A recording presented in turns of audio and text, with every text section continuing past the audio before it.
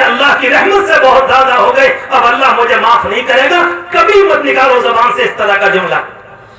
یہ جملے اللہ کو پسند نہیں ہیں۔ اللہ تعالیٰ تو یہ فرماتا ہے کہ اگر تمہارے گناہ زمین سے آسمان تک ہو جائیں تو میری رحمت سے نہ بڑھ سکیں گے۔ ایسے کس کے گناہ ہیں جو زمین سے لے کر آسمان تک ہو جائیں؟ آج تک آسمان کی بلندی کا پتہ نہیں تو گناہ کہاں سے ہو جائیں؟ مگر ساری باتوں کے باوجود ایک انسان جس نے 100 قتل کیے، اس کے دل میں ایک موقع پر یہ انگڑائی آئی اور طبیعت کے اندر یہ بات آئی کہ میں بھی اللہ سے معافی مانگوں۔ زندگی میں ایسے موقع سب کے لیے آتے ہیں۔ کتنا انسان شرابی ہے، جواری ہے، غلط کاموں میں لگا ہوا، تباہ کرنے والا، کبھی کبھی بیٹھا بیٹھا کہتا ہے ہمیں بھی توبہ کا موقع مل جائے۔ آج سے شاید 1.5 مہینہ پرانی بات ہے، میں مدرسے میں بیٹھا ہوا تھا، دہلی سے ایک صاحب کا فون آیا، مجھے نہیں معلوم کون اللہ کا بندہ تھا، کہنے لگا حضرت کیا میری توبہ ہو سکتی ہے؟ مجھے 28 سال حرام کاری کرتے ہوئے ہو گئے، خدا کی پناہ۔ میں نے کہا شاباش، تم جیسا مریض تو دنیا میں کہیں نہ ملے گا جس نے اپنے مرض کو کھول کر بیان کر دیا۔ دنیا تو اپنے مرضوں کو چھپاتی ہے اور پھر مرض کو پالتی ہے، جب کینسر بن جاتا ہے تو لا علاج ہو جاتا ہے۔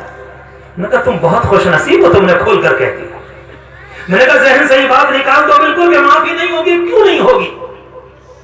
تم نے 100 قتل نہیں کیے، تم نے کسی کو تباہ نہیں کیا، نہ کسی کی لڑکی کو اٹھایا، نہ کچھ کیا، تمہاری حرام کاری جیسے کہ تم بیان کر رہے ہو وہ الگ لائن کی، مگر تمہارے گناہ کتنے ہوں اللہ کی رحمت سے نہیں۔ تو کہتا مجھے کیا کرنا پڑے گا؟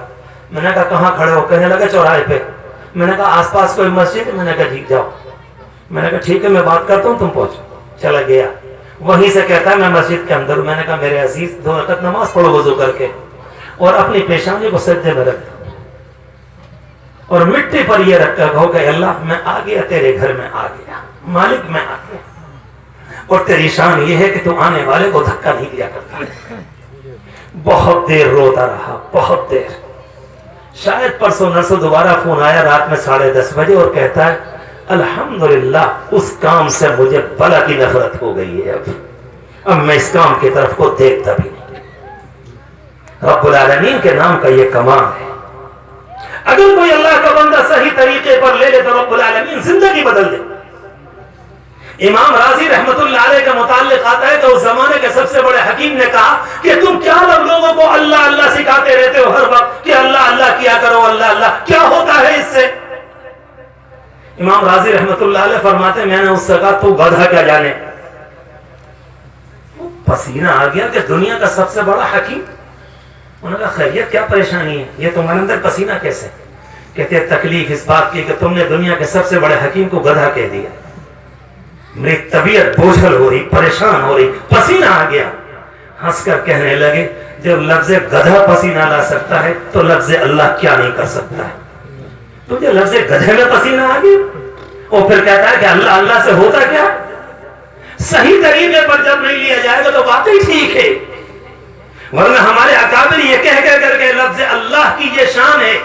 مولانا گنگوہی رحمت اللہ علیہ نے رات کے تقریباً 12 بجے یہ بات کہی تھی، اپنی خانقاہ گنگوہ کے اندر یہ بات کہی تھی۔ لفظ اللہ کی شان یہ ہے کہ اگر غفلت سے بھی ادا کیا جائے تب بھی اثر پڑ جاتا ہے۔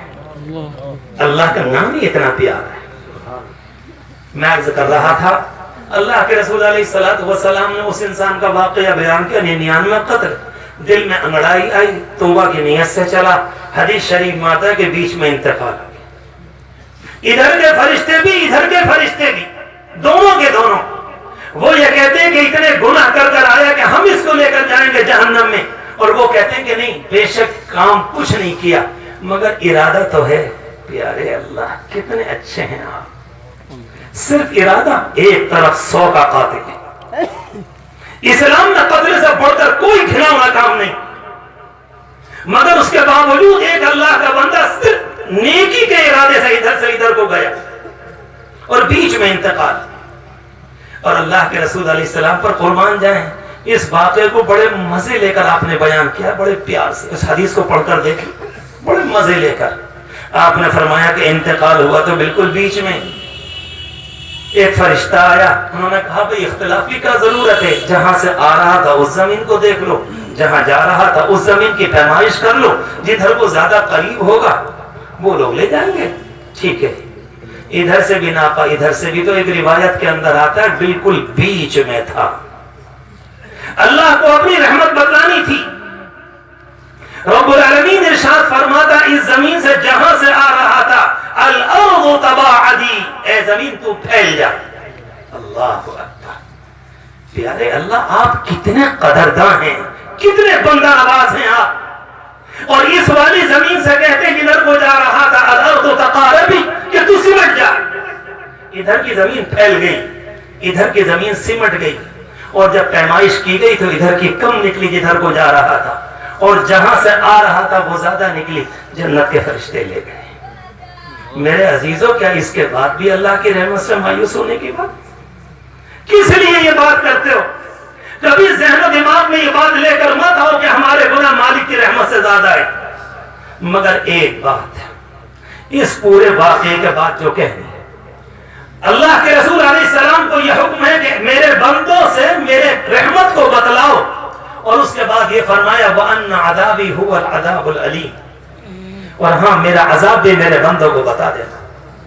اللہ کے رسول علیہ السلام شب معراج میں تشریف لے گئے، اور آپ کو وہاں جو منظر دکھلائے آپ نے اپنے لوگوں سے آ کر بیان کیا۔ آپ نے کہا کہ اپنی آنکھوں سے دیکھ کر آیا ہوں۔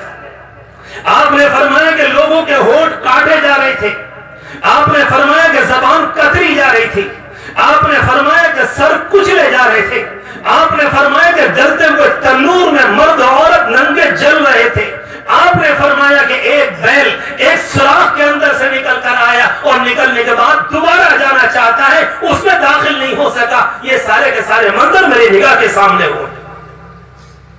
کہ پیغمبر جا کے بتائیے میری رحمت کیسی، میرا عذاب کیسا ہے۔